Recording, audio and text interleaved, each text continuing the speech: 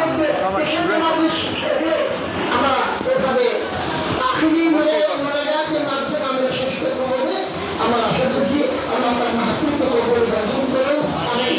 আউযু বিল্লাহি মিনাশ শাইতানির রাজিম মিনাশ শাইতানির রাজিম আউযু বিল্লাহি মিনাশ শাইতানির রাজিম মিনাশ শাইতানির রাজিম আউযু বিল্লাহি মিনাশ শাইতানির রাজিম মিনাশ শাইতানির রাজিম ওয়াল্লাহু আল্লাযী লা ইলাহা ইল্লা হু আলিমুল গায়বি ওয়াশ শাহাদাতি হুয়ার রাহমানুর রাহিম ওয়াল্লাহু আল্লাযী লা ইলাহা ইল্লা হু الملك القدوس السلام المؤمن المهيمن العزيز الجبار المتكبر سبحان الله عما يشركون والله الخالق البارئ المصور له الاسماء الحسنى يسبح له ما في السماوات والارض وهو العزيز الحكيم صدق الله العظيم.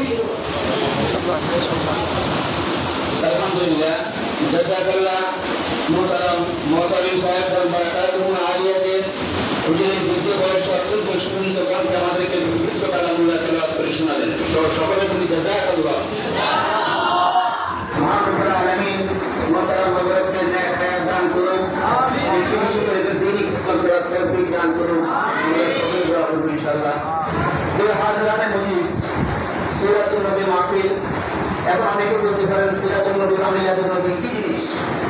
মিলাদুন নবী বা সিরাতুন নবী সাল্লাল্লাহু আলাইহি ওয়াসাল্লাম মানে হলো নবী করিম সাল্লাল্লাহু আলাইহি ওয়াসাল্লামের জন্ম থেকে নিয়ে মৃত্যু পর্যন্ত রাসূলের যত কর্মযজ্ঞ রয়েছে এবং রাসূল পৃথিবীতে ভূমিষ্ঠ হয়েছেন কিভাবে, অলৌকিক কর্মকাণ্ড সহ মায়ের পেটে থাকতে কেমন আচরণ হয়েছে এবং নবী করিম সাল্লাল্লাহু আলাইহি ওয়াসাল্লাম পৃথিবীর সর্বপ্রথম এসে কি করেছেন, কত বছরের জন্য পেয়েছেন, তার দৈহিক গঠন, চাল চলন, কথাবার্তা, উঠা বসা, মানুষের সাথে আচার ব্যবহার, অমুসলিমদের সাথে আচার ব্যবহার, পশু পাখিদের সাথে তার দয়া মায়া, গাছপালার প্রতি তার ভালোবাসা, এই সবগুলো রাসূল কারীম সাল্লাল্লাহু আলাইহি ওয়াসাল্লামের সিরাতুন নবী বা মিলাদুন নবী।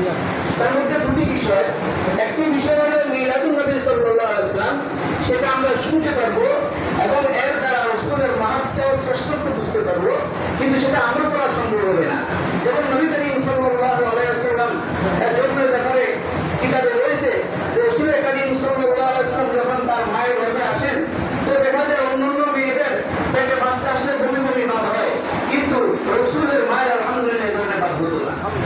অন্যান্য বাচ্চাদের মায়েরা যদি পেটে নেয় তাহলে তাদের জন্য অত্যন্ত কষ্টকর হয় চলাফেরা, কিন্তু রাসূল কারীম সাল্লাল্লাহু আলাইহি ওয়াসাল্লাম মা আম্মা বলেন যে আমি যখন শিশু মোহাম্মদকে পেটে ধারণ করি তো আমার কাছে এরকম ভারী কিছু মনে হয় আলহামদুলিল্লাহ।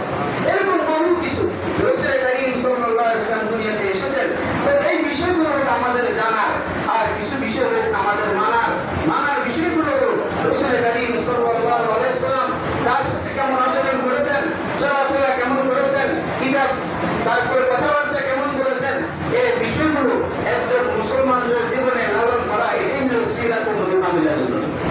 মহান রব্বুল আলামিন আমাদেরকে এই ব্যাপারে আমল করার তৌফিক দান করুন।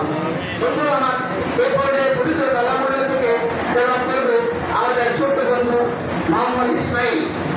তেলাওয়াত নিয়ে আসছে মোহাম্মদ ইসমাইল।